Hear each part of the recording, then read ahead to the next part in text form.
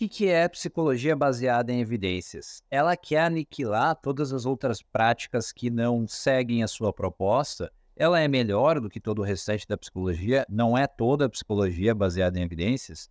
Eu vou responder essas perguntas e algumas outras neste vídeo. Eu me chamo Gustavo, sou formado em psicologia e este aqui é o meu canal Comportamento e Pensamento. Seja muito bem-vindo e bora lá!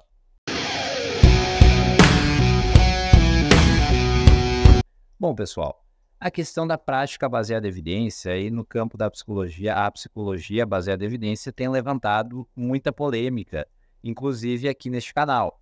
Eu publiquei há um tempo atrás um vídeo que era reagindo à minha treta no Threads, e aí na thumb tá lá brigando com psicanalistas. Na verdade, foi uma discussão, não foi uma briga assim daquelas barraqueiras de rua, mas foi uma discussão com vários profissionais de outras perspectivas, a maioria deles da psicanálise, trazendo justamente à tona essa problemática da psicologia baseada em evidência. E aí eu percebi que tem muita gente que critica a PBE porque por motivos errados, por coisas assim, por noções que a pessoa tem da cabeça dela sobre a PBE que na verdade não correspondem ao que ela é de fato. Isso me lembra uma frase de um autor que era um apologista católico, que ele falava assim: não existem nem 100 pessoas, parafraseando ele, né? Não existem nem 100 pessoas que odeiam a Igreja Católica de fato, mas existem milhões de pessoas ou milhares de pessoas que odeiam a ideia que fazem dela. Eu acho que isso acontece aqui neste caso com a PBE, porque tem muita gente que acaba não gostando dessa proposta, tendo uma ojeriza a ela, justamente por não entender muito bem o que ela é e acreditar em algum espantalho, em alguma coisa que falam por aí. Tem tanta coisa que é difícil até acreditar que as pessoas propagam isso por aí. Desde as mais conspiracionistas até as mais, assim, que são realmente um equívoco humano, assim, normal da pessoa acabar tendo, não pegou direito alguma discussão, enfim, acabou tendo algum equívoco. Existe desde gente que leva a coisa para o lado político, achando que é uma questão do capitalismo e da indústria farmacêutica, até gente que acredita que a PBE não leva em conta, é uma coisa positivista, que não leva em conta as particularidades do indivíduo e etc. Bom, e o que é realmente a PBE? Eu vou tentar sintetizar o máximo possível nesse vídeo para não tomar muito do teu tempo. Eu falo isso depois de uns 3 minutos da introdução, né? Mas vamos lá. A PBE, ela veio porque tem uma série de dificuldades em fazer pesquisa no âmbito clínico na psicologia. Aliás, ela veio antes da medicina, tá? Ela começou lá na medicina quando alguns médicos começaram a perceber que tinham muitos tratamentos ali na medicina que não tinham uma base científica tão boa. Porque o principal para se fazer pesquisa científica é uma boa metodologia. É um bom método de pesquisa. Se eu estou fazendo um método que realmente, por exemplo, se eu vou entrevistar 10 pessoas na rua para perguntar se elas aprovam o presidente, e aí o presidente é de esquerda, e eu entrevisto 10 pessoas de direita, será que o meu método de pesquisa foi bom? Será que não foi enviesado? Será que não foi tendencioso? Então, a mesma coisa se transporta para outras áreas. E na medicina, se percebia que tinham muitos métodos que não eram muito bem fundamentados, não eram bons métodos de pesquisa que davam suporte a pesquisas que davam resultados que eram utilizados na prática clínica, né? Ou seja, tem um método, quando tu vai dar um artigo científico, tem lá o método, e aí tu tem os resultados desse método, e aí tu tem, e calma aí que eu já vou chegar na psicologia, eu tô falando isso aqui porque isso também pode ser usado dentro da psicologia, né? Então, tu tem lá os resultados, e aí, com esses resultados, tu vai trazer eles para o âmbito da psicologia, aliás, para o âmbito da prática clínica no geral.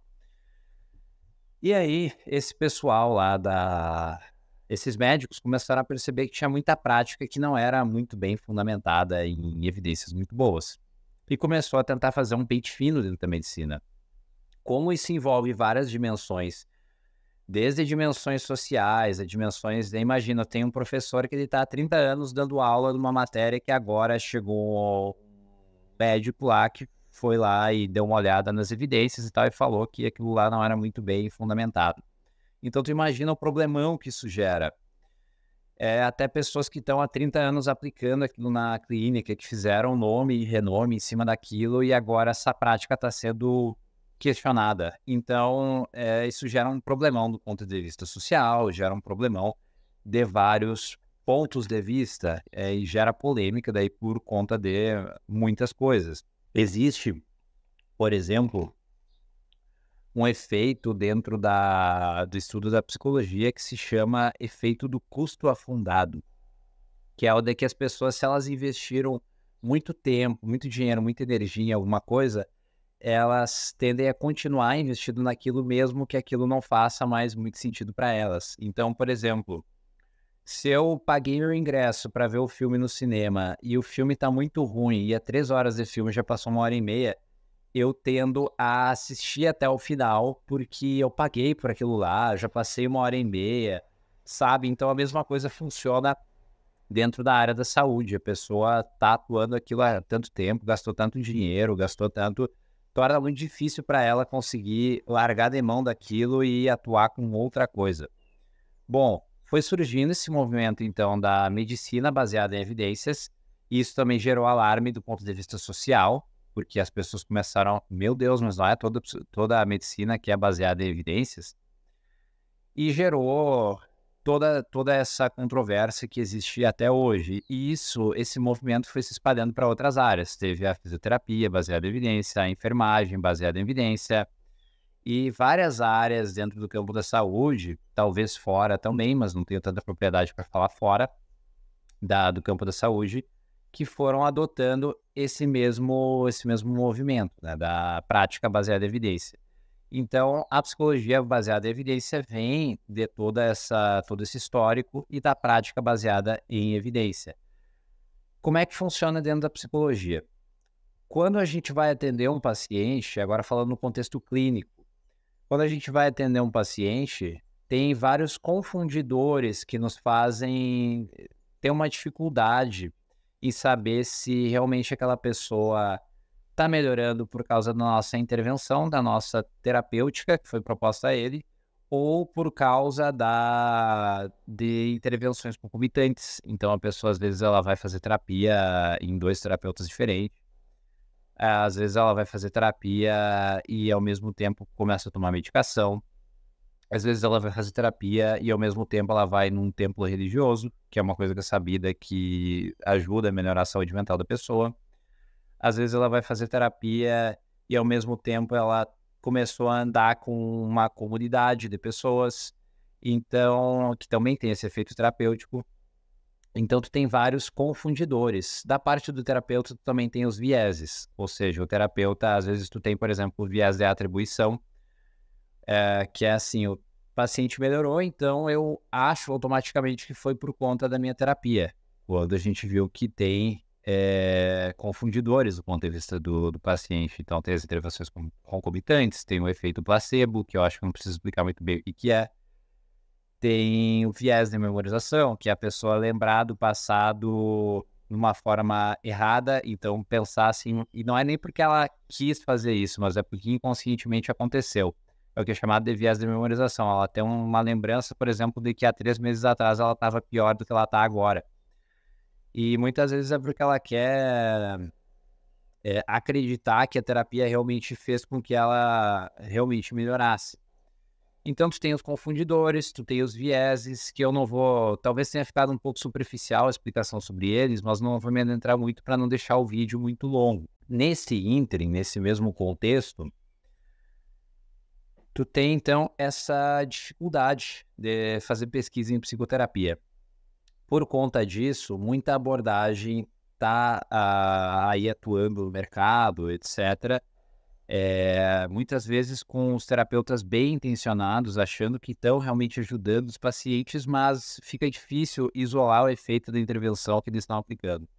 Tá, mas então como é que, talvez tenha surgido na tua cabeça a dúvida, como é que quem atua com PBS sabe que é realmente a intervenção que eles estão aplicando que está ajudando o paciente e não é esses outros efeitos, vieses ou confundidores?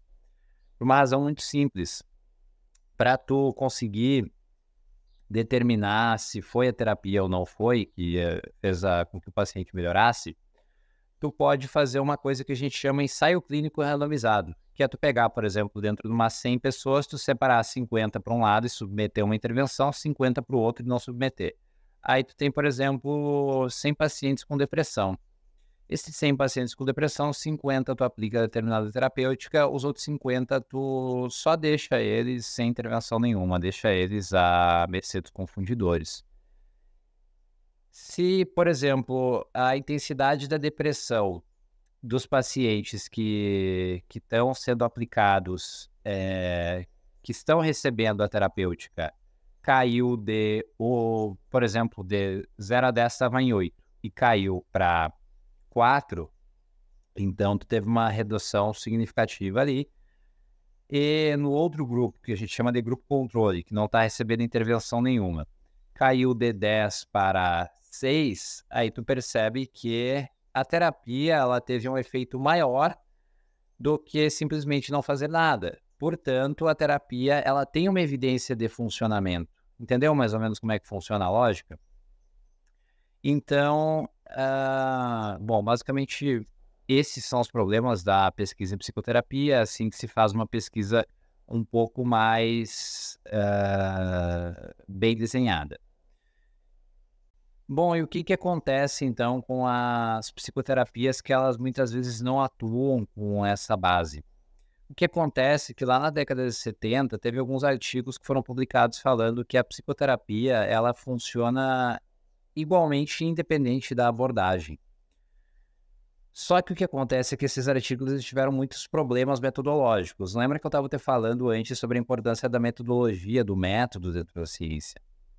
Esses artigos eles passaram por cima de muita coisa que era importante de ser analisada ali. Por exemplo, eles colocaram várias demandas clínicas dentro de um mesmo saco de gato, então, o mesmo balaio de gato. Eles colocaram várias abordagens terapêuticas dentro do mesmo rótulo. Eles colocaram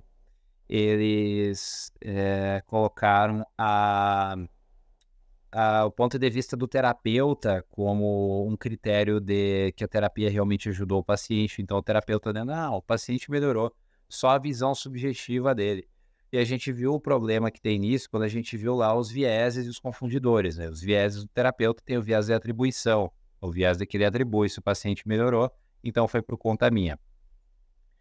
E tem muita complexidade, muita história aí no meio que eu não vou entrar mais a fundo para não ficar te cansando aqui no vídeo. Até comenta aí se tu quiser um vídeo mais completo e trazendo a história da psicologia baseada em evidência, eu posso fazer. Mas aqui a finalidade principal é explicar o que ela é e rebater algumas falácias. Porque realmente tinha muita gente ali que criticava de uma forma equivocada a PBE. Então, se tu quiser continuar criticando ela, fique à vontade, mas pelo menos entenda de fato o que ela é. Se tu criticar ela e quiser continuar criticando, aí é da tua conta. Bom, teve esses artigos, então, lá na década de 70, falando que toda psicoterapia funciona igualmente, mas a gente já viu um pouquinho sobre os problemas deles, e aí a gente tem, então, várias propostas para tentar suprir essa lacuna de que, peraí, se não são todas as terapias que funcionam igualmente, quais são as que realmente funcionam e as que são só efeitos aí talvez de vieses e confundidores, e o que realmente eu posso ter uma credibilidade maior do ponto de vista científico, empírico, experimental. Aí vai surgir uma proposta de paradigma dentro da PBE que são 3 pontos, e aí tem várias propostas que vão levar em consideração esses 3 pontos. Esses 3 pontos são atuar com a melhor evidência disponível. Então, como é que eu sei a melhor evidência disponível? Lembra lá do ensaio clínico randomizado? Pois é, e imagina se eu pego vários ensaios clínicos randomizados, que é o que a gente chama de revisão sistemática, e vários ensaios clínicos sendo randomizados com uma boa metodologia. Por que é randomizado? É porque é aleatorizado. Então, eu pego pessoas de vários tipos diferentes. Lembra lá da pesquisa da opinião política do presidente, que a gente pega ali, agora não lembro se... acho que é o presidente da esquerda e 10 pessoas de direita na pesquisa.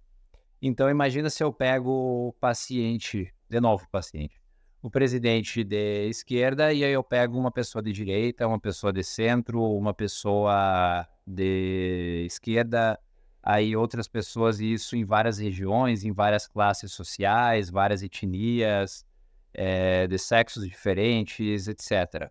Então, eu estou fazendo uma coisa o mais aleatorizada possível. Estou pegando uma amostra representativa da população para compor aquela minha pesquisa.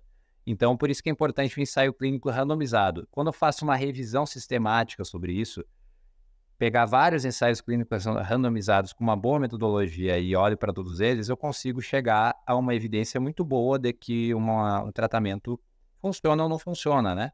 Levando em consideração lá aqueles parâmetros que eu falei antes, por exemplo. Se a pessoa sem nenhum tratamento nenhum diminuiu de 8 para 6 e com o tratamento diminuiu de 8 para 4 intensidade, opa, o tratamento está funcionando um pouco melhor do que não fazer nada. Então, tem uma evidência melhor aí de funcionamento, né? Então, eu pego a melhor evidência disponível. Claro, quando não existir ensaio clínico randomizado, ou revisão sistemática para aquela demanda específica, eu vou com o que tiver disponível. Nem que seja uma opinião só do especialista, né? Uma opinião de que não tem ensaio, não tem pesquisa muito bem fundamentada naquilo, mas tem uma opinião do especialista, eu vou usar aquilo como evidência se é só o que tiver. Melhor evidência disponível, perícia clínica, então fazer um monitoramento do progresso do paciente, fazer uma boa formulação do caso, que é fazer um mapeamento daquele caso, da pessoa, para tentar ajudar ela, levar em conta fatores da relação terapêutica, então tratar a pessoa bem, ser empático, etc. E eu vou também levar em consideração as particularidades do paciente. E aí já se rebate a uma questão muito profunda que é trazida com relação à PBE, de que ela não levaria em conta as particularidades do paciente, não levaria em conta contexto financeiro, o social, cultural e assim por diante. Isso é uma mentira. O protocolo ele é flexibilizado de acordo com os valores da pessoa, as particularidades dela, o contexto dela, o que ela quer ou não quer aplicar na vida dela, é levado em conta as preferências e particularidades dela.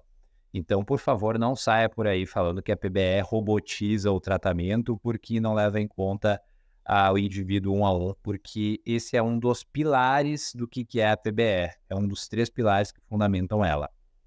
Dentro disso, a gente tem uma proposição de ética em saúde também, que vai trazer à tona, inclusive, o porquê dessa questão da PBE, às vezes ter uma certa ojeriza a propostas de trabalho em saúde que fogem ao escopo dela, que não estão dentro dessa ótica da PBE.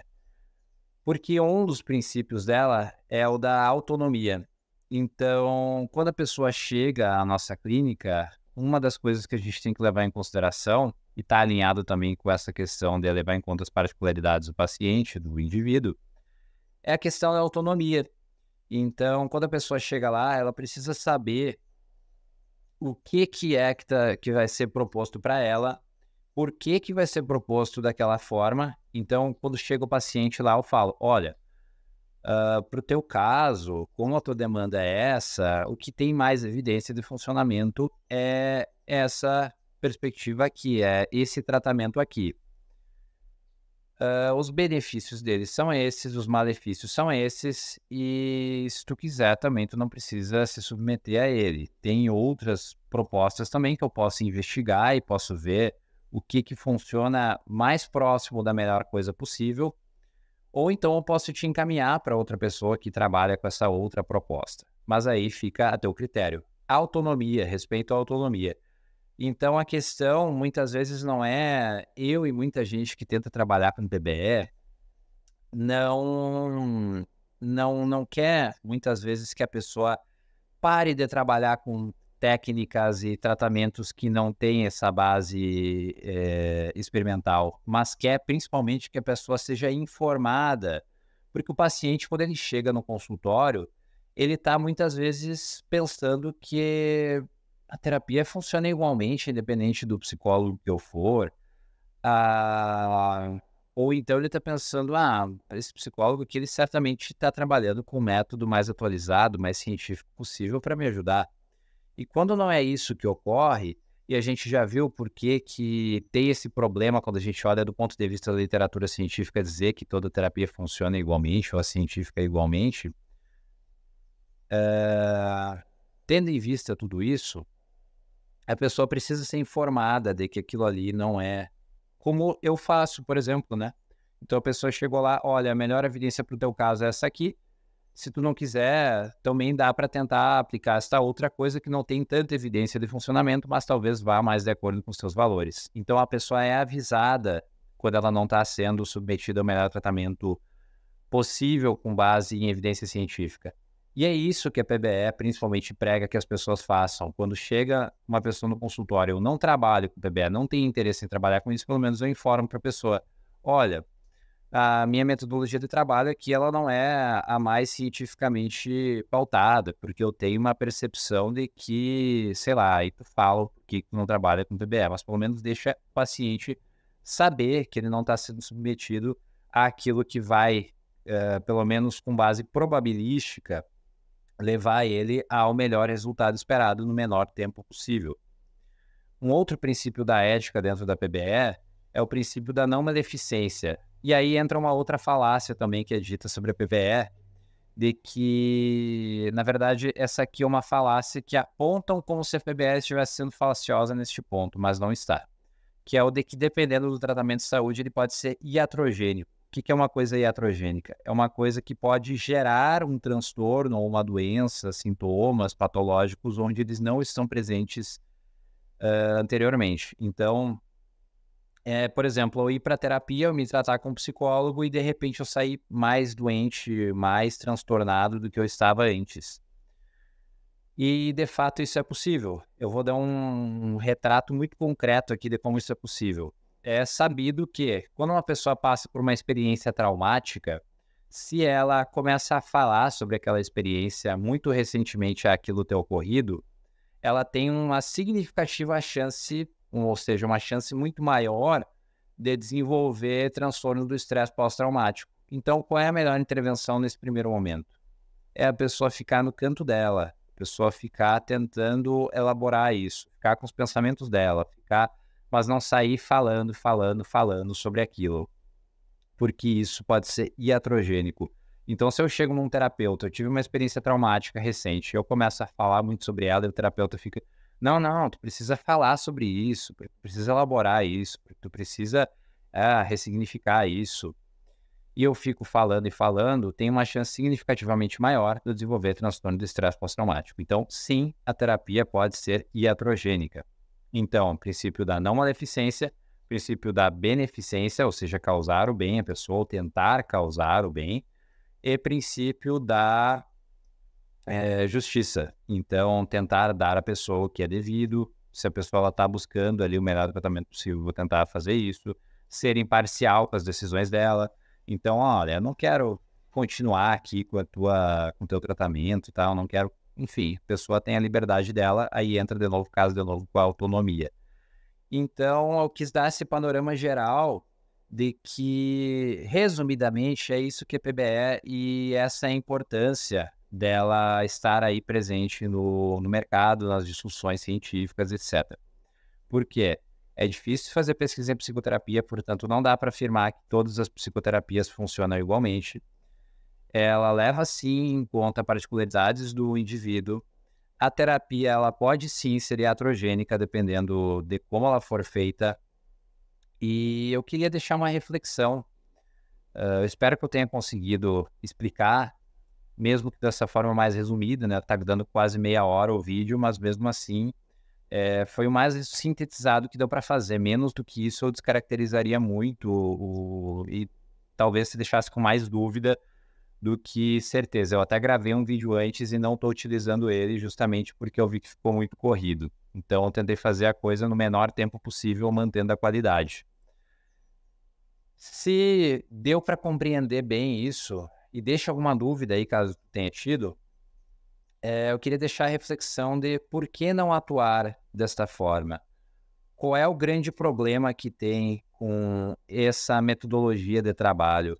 Por que que, sabe, além de fatores assim, de que aquilo que eu estava falando do custo afundado, de que a pessoa ela continua muitas vezes seguindo em uma direção só porque ela despendeu recursos até aquele momento para seguir naquela direção, que ela, enfim, às vezes ela pautou toda uma vida dela, todo um pensamento em cima daquilo e agora torna difícil mudar. Porque além desses fatores, a pessoa não se submeteria a ser atendida por um profissional que trabalha com PBE, ou então porque, além desses fatores, a pessoa não trabalharia com esse modelo de trabalho. Por que que isso não seria o melhor modelo de trabalho disponível no mercado atualmente, ou dentro da pesquisa científica atualmente? Eu gostaria realmente de saber, porque eu cheguei até esse modelo de trabalho, eu trabalhava com outra perspectiva antes, e cheguei até esse modelo de trabalho justamente para essa reflexão de que parece ser o que tem de melhor disponível atualmente. Então, deixa aí nos comentários se tu tem alguma outra proposta que tu acha que seria mais interessante e o porquê dela. Deixa aí o teu like se tu gostou, deixa aí o teu dislike se tu não gostou também, porque eu sei que isso aqui é um tema polêmico. Teu comentário, como eu já pedi algumas vezes, e não se esqueça de se inscrever aqui no canal. Até mais!